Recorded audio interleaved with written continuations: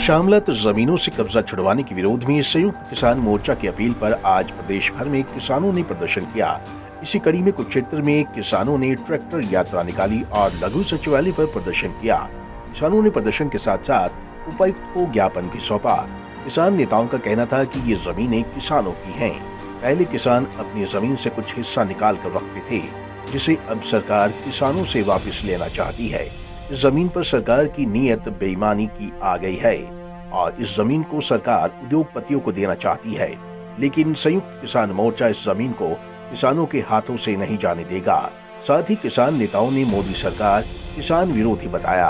किसान नेताओं ने साफ चेतावनी देते हुए कहा कि सरकार या तो इस कानून को वापस ले, वरना किसान झंडे की बजाय डंडे का प्रयोग करने से भी पीछे नहीं हटेंगे।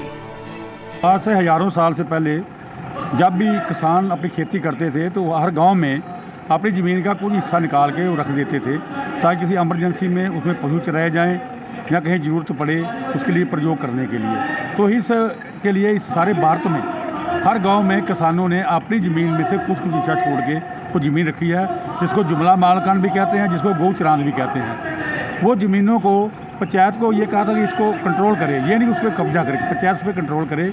जहाँ जहाँ जरूरत पड़े उसको यूज किया जाता है, बरता जाता है, चाहे पशुओं के खाने के लिए, चाहे गौओं के लिए, चाहे जो भी है। तो उसके ऊपर सरकार की नीयत बेईमानी की आ गई है।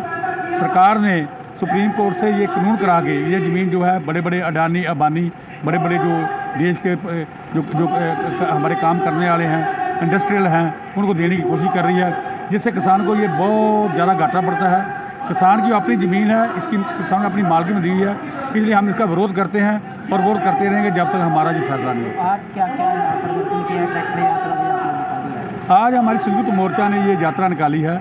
हमारा ये हरियाणा में सब जिलों में हेडक्वार्टरों पे आज हमने विज्ञापन दिए हैं और ये कहा है कि हम अपनी ज़मीन को जो है ये सरकार के या किसी के हाथों में नहीं जाने देंगे। जैसा बिल्कुल चिर परिचित है, मोदी सरकार और खट्टर सरकार पूर्णतः किसान विरोधी रही है। किसानों की ज़मीन हड़पने के लिए और इनके ऊपर अडानी अंबानी को देने के लिए ये पहले 3 काले कानून लेके आए और इनको मुंह की खानी पड़ी। और आज कुछ समय बाद इनकी नीयत हमारे किसानों की ज़मीन के ऊपर ही थी, जिसमें मुश्तरका मालकान और गौ चरान की जो ज़मीन है उसको हड़पने की कोशिश की जा रही है। संयुक्त मोर्चा के आह्वान पे आज हम डीसी साहब को ये ज्ञापन देने आए हैं कि सरकार ये कानून वापस ले, नहीं तो तीनों काले कानूनों की तरह इनको मुंह की खानी पड़ेगी।